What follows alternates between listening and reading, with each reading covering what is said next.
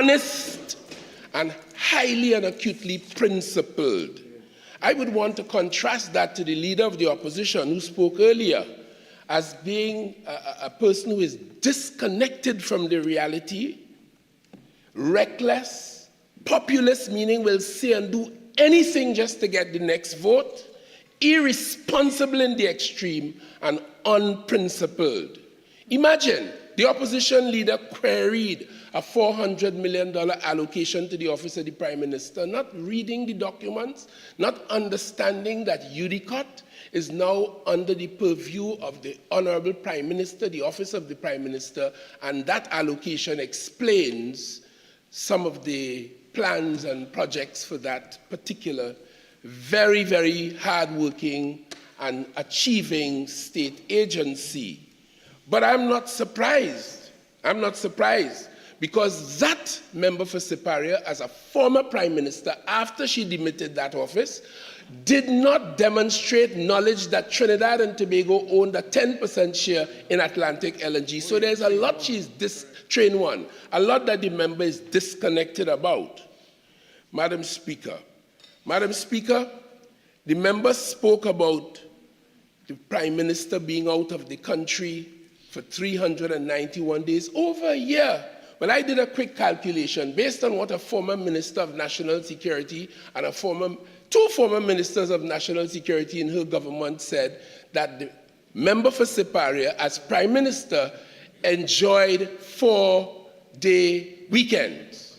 5-day weekends. Well, I calculated it at 4 and worked out that there were 1,048 days in recuperation and resuscitation over those weekends. And of course, her government ran up $250 million in foreign travel in 5 years and 3 months. Not to mention a roti binge of $250,000 on one happy UNC occasion. The opposition leader did 3 amazing things in her contribution. She identified my hard-working and distinguished colleague, the member for Port of Spain North St. Anne's West, as the Prime Minister's chosen one. But look at her chosen ones. Senator Arnil Roberts of live sport, rather death sport fame. Senator David Naked, who is on record as telling this country that a former president, in plain words, is an unmitigated something. Standing order 48-6, please. Is imputed improper motives to members of another house. I overrule. MP Barry Padarat, MP Munilal, who just jumped his legs. I said member of parliament. No, but okay, the member of parliament for Oropouche East. Yes.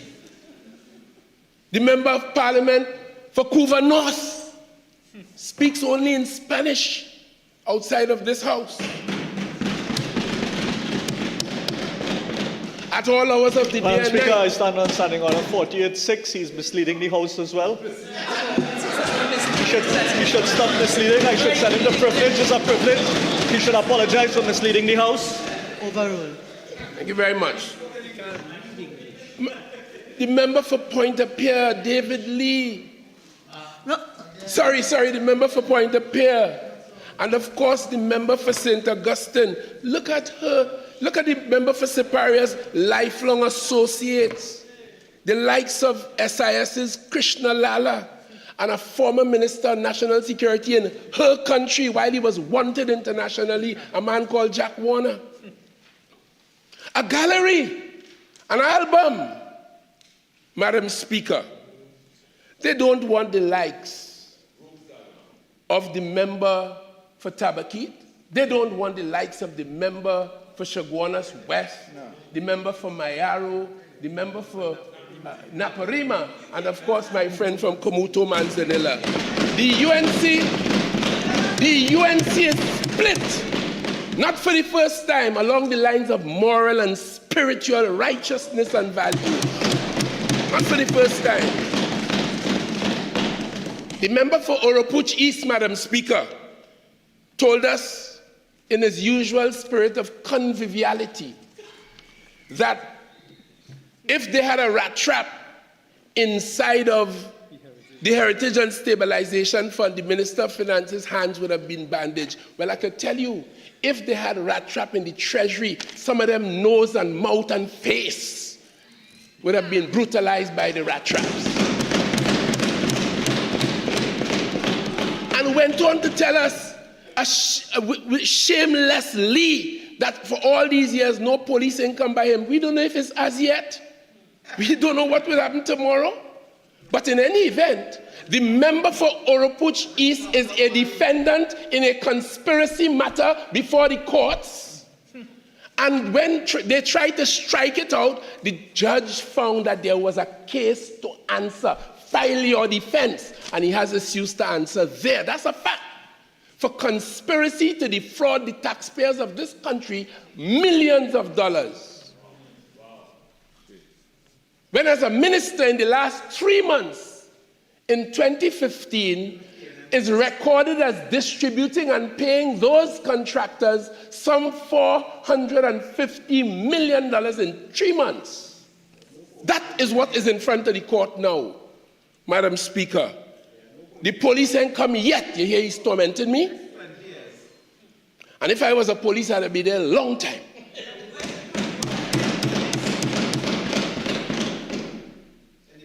Madam Speaker, the member for Oropouche East commented on wondering how, Trinidad Petroleum Holdings Limited would have had knowledge of the evaluation. It is their asset. Correct. When we restructured Petrotrin, that holding company holds the assets and liabilities as new companies were set up to carry on profitably. They are entitled to those documents, and they have it so he could waste his time if it pleases him. Madam Speaker, and the member spoke about billions of dollars and so on. I just want to remind this House, back in 2014, when the UNC was in power, in office, the Prime Minister at the time, the member for Siparia, went on a jaunt to China, saw a vessel, and just say, like if it was a nip, give me one of that. Give me one of that. Madam Speaker, the upshot of that was, came back to Trinidad and is on record as saying it was a grant from the Chinese government. It is only belatedly we discovered it cost the people of this country $32 million, 224 million Trinidad and Tobago dollars. Out of that, well, at that time, the Minister of National Security for 14 months, a certain fellow called Gary Griffith, he was out there saying, because they had cancelled our OPVs to protect our borders, and the money was returned to the UNC government. They then went and picked up this river boat. It was a river boat, not even a military vessel in China. And the member and the Minister of National Security was telling the country it was fit for purpose. The upshot was, Madam Speaker, we got 8 months service out of that vessel. We had to spend an additional $1.5 million to outfit it. The generators are not in place. No shore power provided for it. All the signs on the vessels were in Chinese, either Cantonese or Mandarin. We use 50 hertz here. The vessel demanded 60. We had to put in a transformer to get the thing going. All we got, and the hull integrity as I speak to you, is in doubt. The vessel is at risk of sinking, and right now we are grappling with that. We are grappling with that. $224 million. So when you hear the member for Oropouche East, Madam Speaker, you know that they are not serious. The leader of the opposition told us that we spent over $60 billion in national security in the last 9 years. And my friend from Chaguanas West said in the last 5 years we spent $25 billion, and wondering what we do with it. I am sure I heard one of my colleagues this morning, but if I am mistaken, let me record. The figures and statistics in our budgetary arrangements demonstrate that as much as 64 and 65% of the allocations we read about would would normally go for salaries, emoluments, and other recurrent expenditure like rents and all of the things, stationery and all of the things that the government purchases to service these ministries. So just want the people of Trinidad and Tobago to know, when the leader of the opposition says $60 billion, that 60 billion, of that 60 billion, near to 40 billion of it is spent. And if you want to see where that 40 billion goes, you have to look in people's credit union and bank account and their cars and what they do with their personal money, salaries and emoluments, and as I say, to keep the ministries and so on their recurrent expenditure going.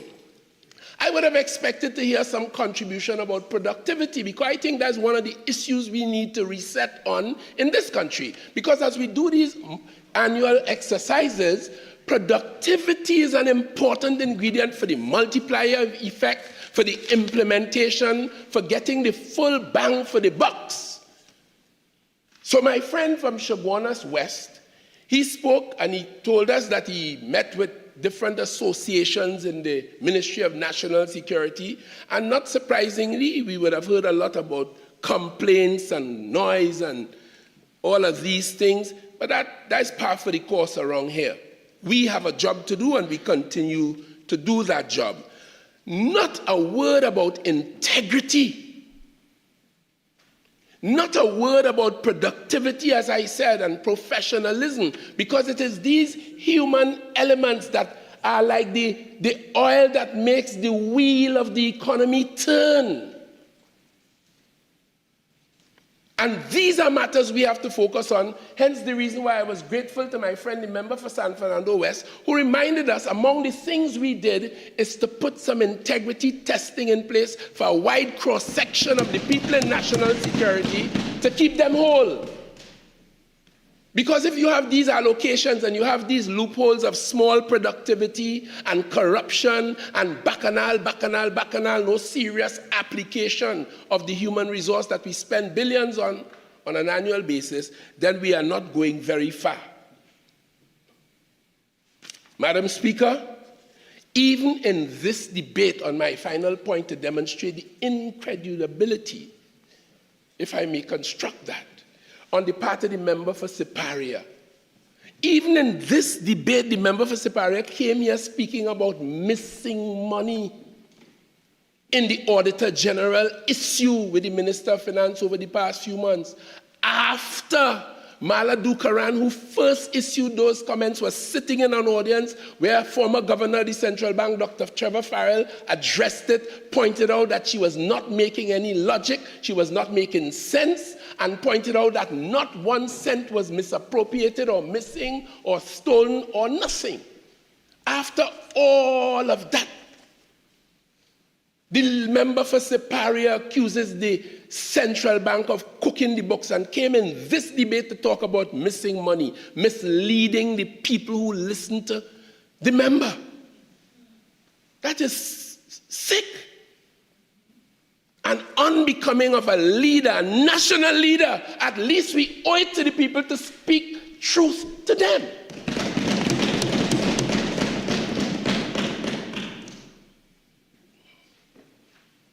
Madam Speaker, so we had some talk about crime.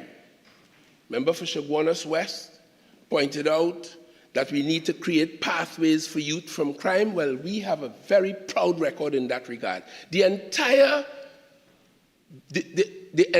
effort and the budget for the Ministry of Education is for the youth of this country in the formal education sector, largely about youth.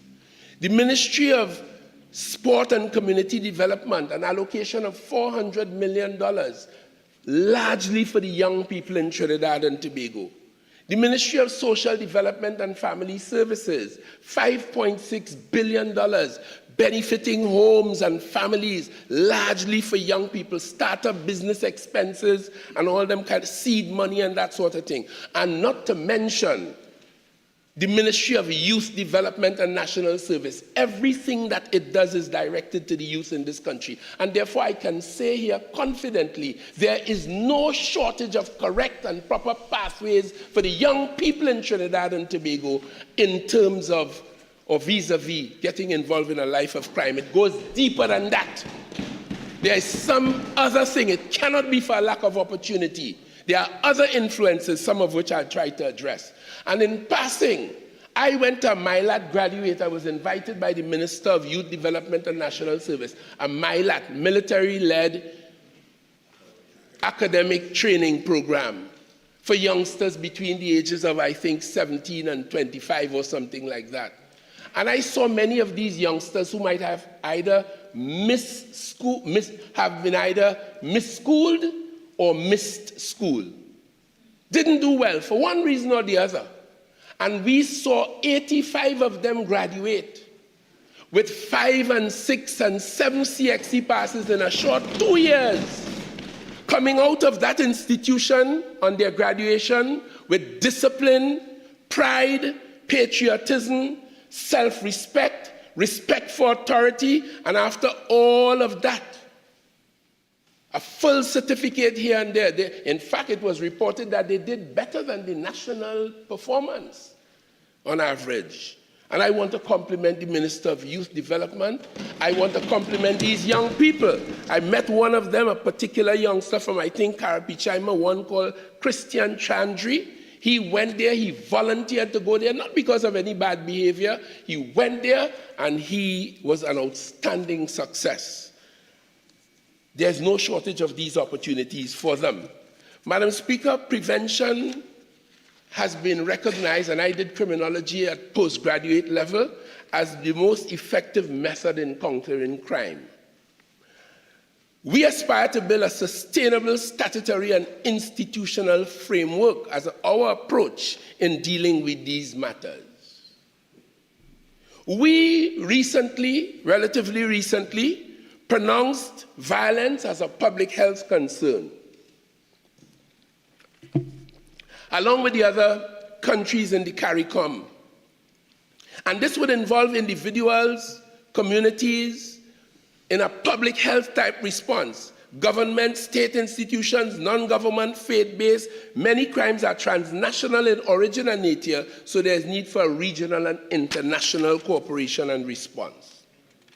The business of the Ministry of National Security is far more than our response. As such, this intervention I'm making now will deal with crime, but it will deal with other matters in the Ministry of National Security, where we propose a whole of government, whole of society, whole of world approach, where individuals have to play a part, just like COVID-19. You wash your hands, you decide you're not hugging up, you not shaking hands, you buy sanitizer, you buy masks. Individuals have a responsibility in dealing with this crime issue. And the community as well, and families, and the state agencies, we all have a role to play. So it is intellectually moribund to suggest that he is responsible for murders. I dislike hearing altogether this, how much murders under that government and under that. It had nothing to do with that. And that's why when I was in opposition, no one could find any record of Fitzgerald Hines saying, or the member for Laventille West, saying that the UNC is to be blamed for crime. What I did say is under the UNC, because of the tone they set in the country, crime proliferates. Yes, and our philosophy is not to go to bed with no criminals. The member for Oropouche East, one Friday left the Parliament chamber, went downstairs, the records are there to show, to pay a bill at the Hyatt for a group of criminals who went there, had a very good time, had dinner, had lunch, had all kind of things. That member for Oropouche East. And beyond that. Madam Speaker, I stand on standing order 48-6, please. Overruled. There were no Venezuelans there. And as well, that member for Oropouche East, the former Commissioner Gary Griffith, came to a Joint Select Committee, which I chaired as chairman of the National Joint Select Committee, and told us that the police had information that he was going to meet with a group of criminals and put undercover teams to follow them And the police commissioner at the time, Gary Griffith, told us that when he realized that they got a tip-off and the meeting was aborted. And that wasn't the last of it. The member for Hope Ridges telephoned him. And he responded, and they rendezvoused at a restaurant in Port of Spain on the same day. And when he was asked, but how could you go, police following a man, you're going to have a rendezvous with a suspect? He gave an explanation which I will not vent here now. That'll be for another time. So we require all hands on deck in dealing with these criminal matters. And what irks me is that plenty of people who complain about crime in this country, they are perpetrating a lot of it in one way or another. But I know, as we learned from the Vietnam War, no guerrilla force could operate in any territory without the complicity, the acquiescence, the support of the community in which it is involved. And if Trinidad and Tobago decided that it will stand resolutely against antisocial behavior and wrongdoing and crime, all of us, then they will not be able, those who perpetrate crime will not find any comfort among us. I did a quick survey only yesterday, just because I don't want to be guided by my own thoughts and intellect alone. And I made contact with 8 persons. I wouldn't identify the individuals, but one high in the business community, a business leader, an ex-police commissioner, a recently retired judge, a Calypsonian, Archbishop Jason Gordon, I'll call his name. That's all right. An economist, a professor in criminology, and of course, one young person. And I did a quick anecdotal survey as to the cause of crime in preparation for entering this debate today. And in the main, the ideas were similar. You heard issues, not in any particular order of gravity: drug trade, the gun trade, the weakness of the family, the weak criminal justice system and legal system more generally, the impunity of criminals largely as a result of that, the absence of moral values, poor parenting, and of course, one was emphatic on the question of weak law enforcement. And there's some justification in every aspect of that. I would read on the newspaper, Madam Speaker. I think it was Sunday Guardian. The headline said, a pensioner placed on bond for robbing a Debe family 25 years ago. I told you this is a whole of government thing, because when the police lock up and charge and all of that, it ends up in the court. It's 25 years, Madam Speaker. The man is now 71 years of age. He was charged in 1999 with wounding with intent, possession of a firearm, possession of ammunition, robbery with aggravation, and shooting with intent. And by the way, 1999, the UNC was in government, so you see, it really has nothing to do with that. It's crime. And he was indicted for these 22 years later. Indictment, for those who didn't know meaning, the matter moved from the magistrate's court in what was then the preliminary inquiry, and the indictment is when it is filed in the High Court to go before the judge and jury. 21 years later. And of course, another 2 years was to pass until last week, when there was a plea deal, and of course, he was put on a 20,000 bond on each charge to keep the peace and good behavior, and he was made to pay 15,000 to the people. So he virtually walked away because of the effluxion of time. And that is not a rarity. This is a regular state of affairs, to the point now where we come to understand, with all of the backlog in the courts and with all that we are doing to deal with those issues, you still cannot try your way out of the backlog. So I agree with the member for Chaguanas West. There has to be an element of dispute resolution, arbitration, and various ways of dealing with these things. And of course, plea bargaining is a part of it. We have removed the preliminary inquiry. We have created more courts. We have appointed more Court of Appeal judges, more puny judges, a whole heap of things. We take matters off the traffic list. We decriminalize certain levels of marijuana, and all of that intended to improve the criminal justice system. So shouting and criticizing and saying under the PNM and under the UNC, that don't help us. We have work to do. All of us. And this is why I want to congratulate and celebrate the member from Mayaro leading the UNC down on that end, well, the former UNC. When he stood up here in this parliament in his contribution and said, you bring law, and once it is good and it seeks to and protects the people, we will not object it like the member for Siparia and her UNC team.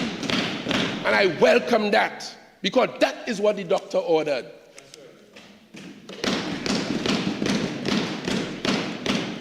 As we proceed intolerant of crime, I received a call from a 10-year-old day before yesterday, whispering on my phone. I asked him his name, he wouldn't tell me. He think he anonymous because he probably didn't, but my phone, there's no number to be thing hidden on my phone. Something they do to it. Yeah? And the youngster called me to tell me he's fearful that gang violence will erupt in his area. That thing touched me so deeply. It showed children are seriously traumatized and affected. And I asked him, when did he expect that to happen? He told me in about a month. A 10-year-old. Day before yesterday.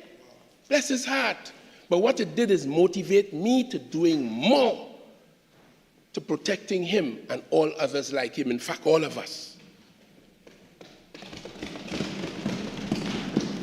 In a world where young people around the place telling you all over this country, Madam Speaker, pills, synthetic pills, MDMA, ecstasy, all kinds of things easily available all around the place. And as I said to this country before, reports in communities where children, as early or late, depending on how you look at it, at 2 a.m. in the morning on the streets, unsupervised, unguided. We have a situation, it appears, where our Constitution and the law and our respect for and adherence to concepts of human rights appear now all together to be working to favor the criminals. And that's why the question of impunity, which came in my anecdotal survey, resonated so powerfully, because the criminals are not afraid of the justice system. They don't expect to get caught. And if they get caught, they believe they can intimidate people and time will protect them. And so we are trundling along. We got to do something about it. And I've just outlined some of the things this government have done about it, including arranging for special courts so that the court could fast-track certain matters and deal with it. That exists. 25 years ago when I started out in this business, a crime scene would have been characterized by a knife or a cutlass. And if there was a firearm, a 9mm firearm. Today, 25 years later, you hardly find 9mm ammunition on a crime scene. It's 5.56, 7.62 military grade. And no wonder why today the murder figures are where they are, because when he came with his 9mm and he discharged 2 rounds, those who were in the vicinity had time to run. But now he comes with a military grade weapon and he sprays it across an arc, and when he does that, 4 or 5 people, so you're having triple and quintuple murders in any one scene. That is where we are. And we can't do like El Salvador and just send people out there and say, pick up every gang member once they have a tattoo, or once some policeman or soldier say, he's a gangster, he's inside for life. We can't do that. We can't do that. Our Constitution wouldn't allow that. Boy, we had a visit of a Venezuelan vice president here, and they're calling for sanctions against the Minister of Energy, sanction against the Prime Minister in their personal capacity. If I were to suggest anything close to what's going on in El Salvador, they'll lock me up. They'll scream. Yes. When they had a problem in 2011, you know how they responded to it? Well, two ways. They went to bed and mollycoddled with the criminals. I told you they're meeting for to have dinner and lunch at the Hyatt and meeting quietly all over the place. Yeah, I was a victim of a criminal attack in 2018 on the Beetham with some assault with some water, and they were celebrating that. And I would later learn that UNC officials paid individuals down there to do that to me and my counselor. And I told them that time, I say, you're celebrating this, but the same mentality for a fee that you got to work against Hines in the Beetham will leave against the member for Laventille West, will leave the Beetham and find you anywhere in this country. And today we are having a problem of that nature. All over this country, home invasions. There was a particular case.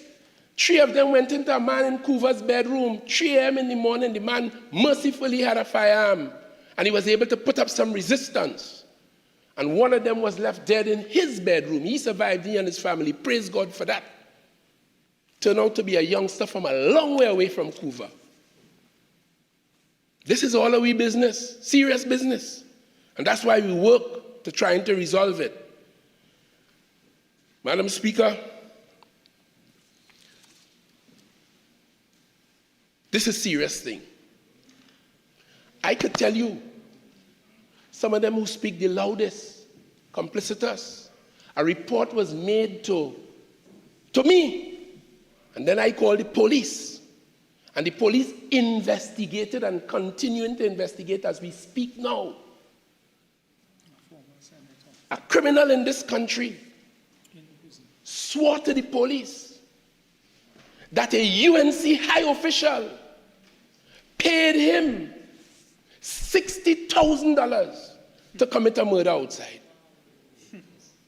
That matter is under investigation. Who want to go and find out, to go. That's what we're talking about, the treachery and the deceit. That's why I don't listen to them. All I do is keep focused under the guidance of the National Security Council, led by the distinguished and honest and principled Prime Minister, and do this work as a Minister of National Security. All I do. The Ministry of National Security's crime strategy is a comprehensive plan involving law enforcement operations, technology utilization, intervention strategies, prevention programs, policy development, training and development, resource allocation, and interagency and multi-agency collaboration. Different types of crime requires different types of policing.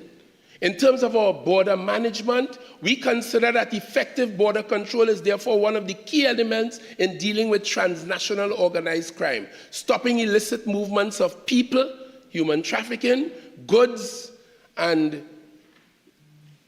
meaning drugs and cigarettes and alcohol, all uncustomed in many cases, and firearms. So the Coastal and Riverine Patrol Unit, which was established in June of 2021, is an important element of this. They deal with our borders from the shoreline to 2 miles out.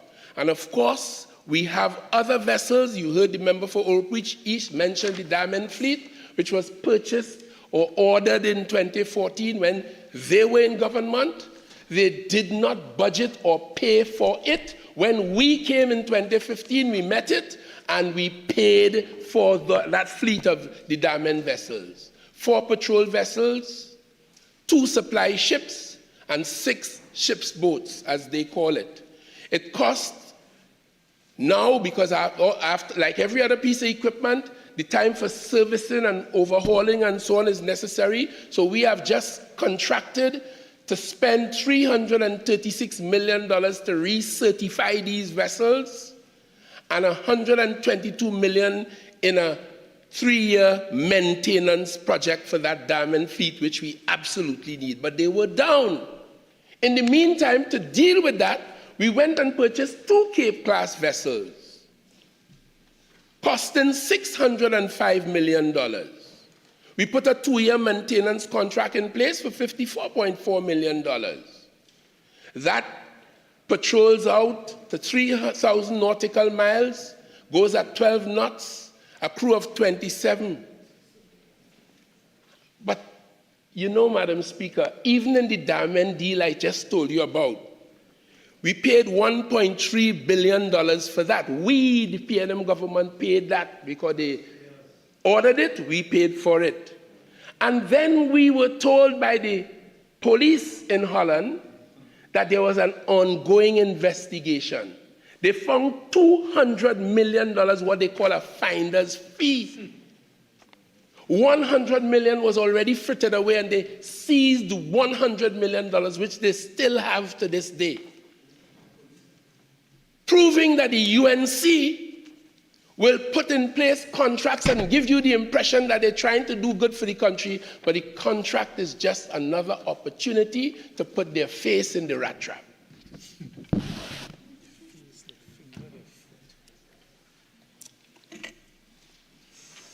So, Madam Speaker, we got a donation of 4 riverine vessels from the United States, for which we are very grateful. In terms of our border security, we are continuing the upgrade of the automatic fingerprinted identification, or AFIS system of the Immigration Division, improving the hardware and all of the systems to make the system more efficient. Madam Speaker, the member for Chaguanas West, the member for Siparia, implying they can't see what we do with the money. But let me tell them a little bit about what we do with some of the money. The UNC built a fire station in Penal, and that cost the taxpayers of this country $109.8 million in 2012. Before COVID, We built a fire station in Point Fortin in 2021. That cost the taxpayers $39.1 million.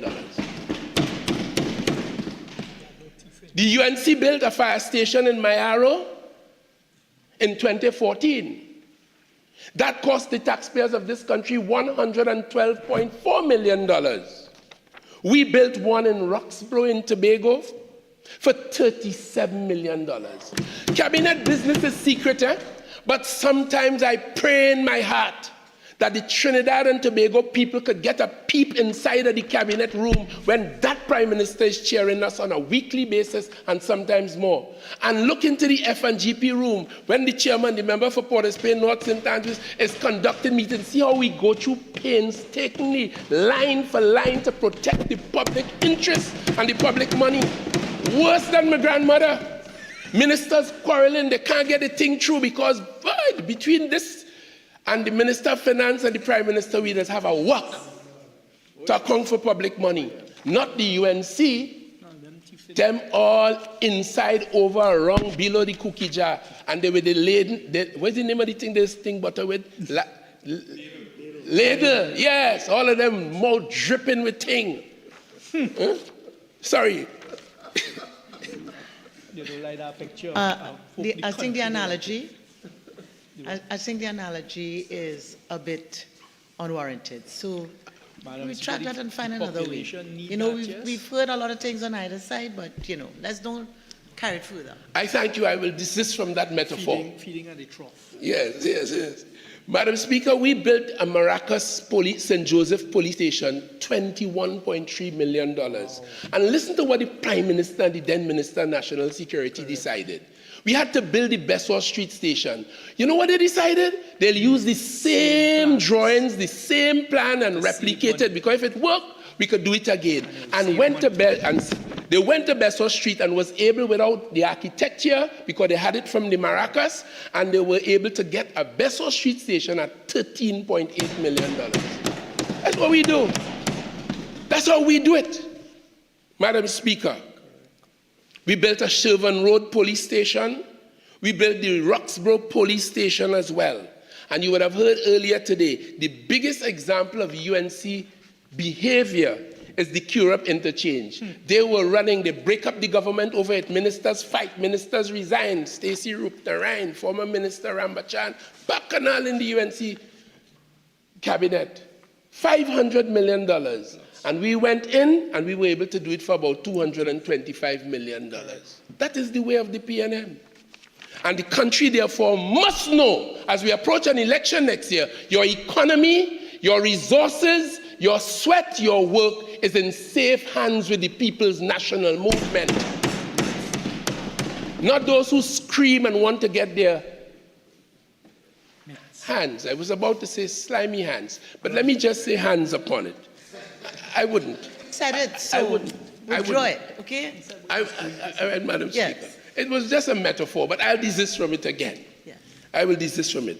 Madam Speaker, I heard my friend, and I must say, I regard him as essentially an innocent man. I don't think he has any ill will about him, so I'm not going to be castigating him.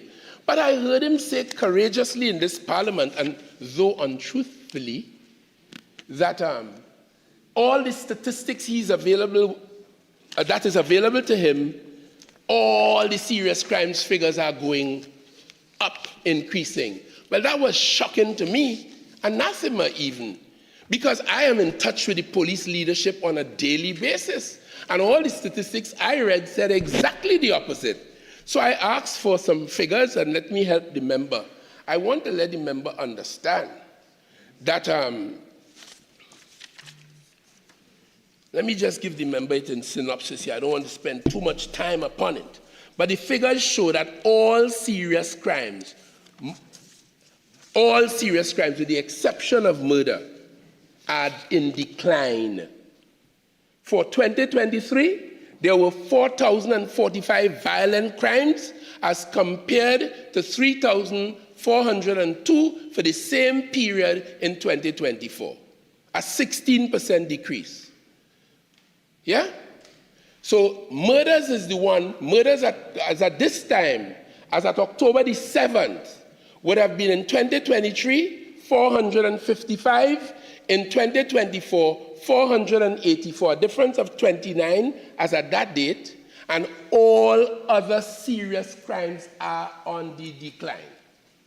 And the reason perhaps why we're having an increase in murders, the people are just violent, some of them, too many of us. It's a violent society. But with the weapons available now and the ammunition that supports those weapons, death is more likely, murder is more likely in their outbursts. Member for Laventille West. My you have lady. 2 more minutes of original time left. You're entitled to 10 more minutes to wind up your presentation. I would like about half an hour, but I'll take the 10, Madam Speaker. Madam Speaker, I just want to say in terms of our rehabilitation portfolio in the prison, we have academic vocational training in there, CSEC, CAPE, adult literacy, primary school leaving, technical vocation. In terms of moral and cognitive behavior, in-made development programs, mindfulness and meditation initiatives, remand intervention for treatment of them, academic education programs, cognitive development programs, adult literacy programs. Well, when it comes to culture, they have Calypso inside of there, and they celebrate and they get involved. Easter Gospel Concert, Indian Arrival Day. In other words, in the reformative activities, women's conference, all the religious faiths would come in, Fathers in Action, Father's Day program, art shows, one they call Sycamore 3, interfaith service in there under religious, spiritual, Shouter Baptist, prison fellowship, Roman Catholic. All of these religions are allowed to bring people in there to administer unto their members who find themselves inside of there. So, Madam Speaker, to answer my friend from Chaguanas West, there's a very active rehabilitation process. I heard him say that the recidivism rate is now about 49 or something percent. How much? 50-something percent. Well, a few years ago, it was 60%. So I think we are headed in the right direction, and we must persist in that work. Madam Speaker, in terms of the fire, in terms of immigration, we are now upgrading, as I indicated earlier, from the machine-readable passport to e-passports, and we are spending $99.3 million on that. We just spent $2.1 million on some vehicles for the transit unit because they police the priority bus route and our main transit centers in Port of Spain. And Rima and other places, in Equasia and so on, and Curep. That's their route, and we got them some motorcycles, some vehicles so that they could carry out their work. We paid 50% to the suppliers, and that work continues.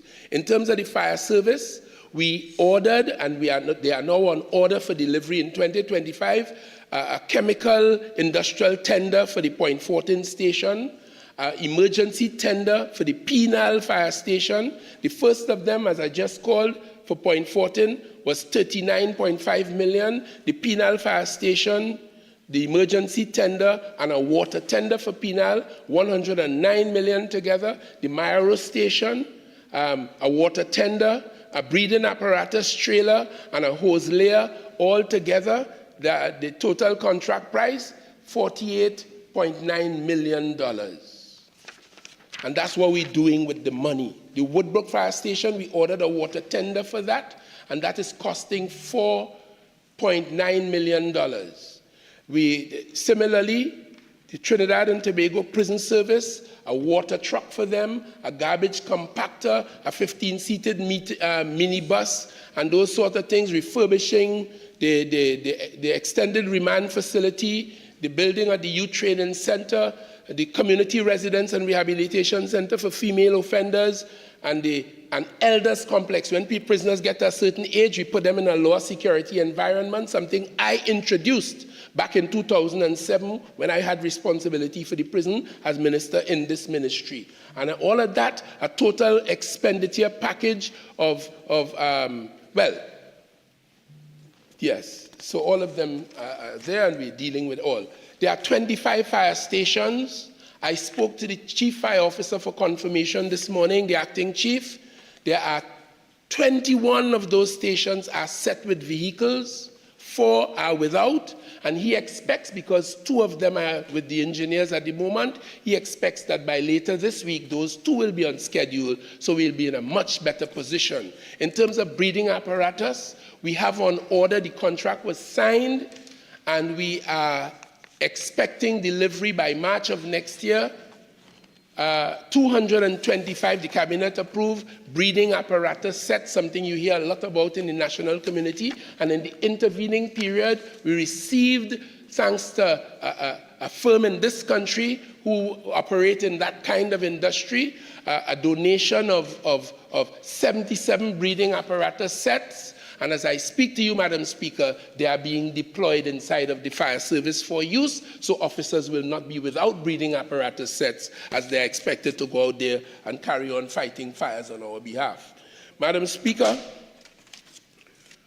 AirCop and CCOP, in terms of border security, these are best practice, internationally acclaimed models where we train specially vetted units to deal with transnational crime on our seaports and in the airport, and that is up and running. The member for Moruga Tableland will tell you, in 2022, we established a police post in Moruga to deal with some trafficking issues there. I know it doesn't please the member for Couva North, but it is happening, it is in place, and there we go. We opened a new fraud squad office in Sangre Grande in October of 2022 to allow persons who have fraudulent reports to make matters of fraud. They don't have to come all the way to Port of Spain. So we have a unit out in the east there now dealing with those problems. We established the Sinclair Police Station. That was largely channeled by my friend, the member for Port of Spain North St. Anne's, but it was opened when I was inside of there in 2022.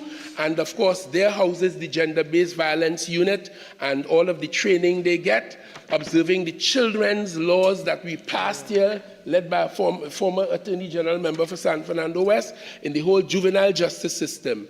And that we would have spent $66 million on, and that unit is up and running. We are aiming and hoping, not yet the case, that every single report of domestic violence is responded to, attended to by elements of the Trinidad and Tobago Police Service.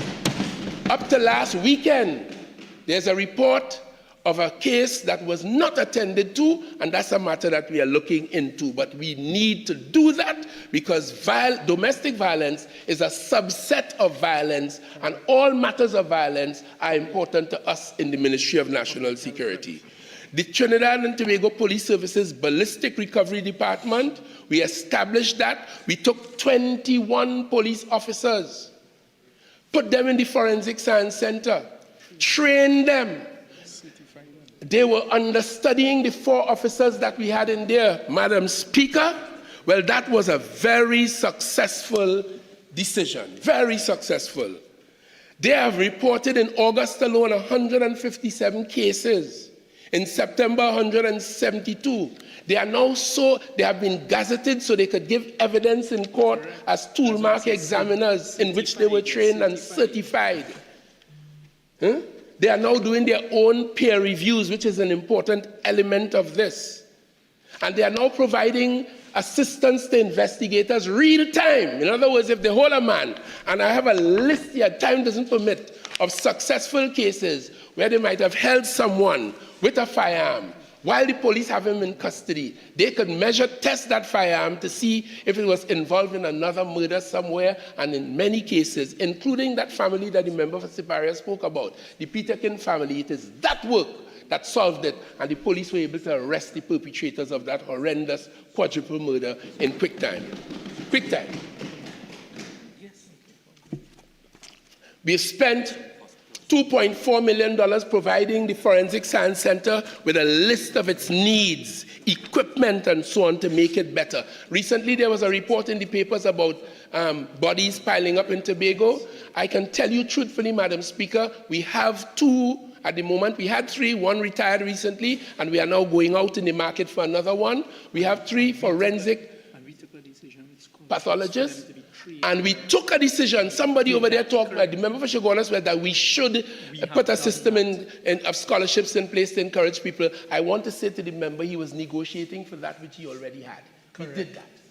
And it is in place. So, Madam Speaker, so there's no issue around the Forensic Science Center. As for the Defense Force, as you would have heard Minister Scotland say, they are very much involved in patrols across the country. Altogether, the Defense Force was involved in 7,940 patrols for this year.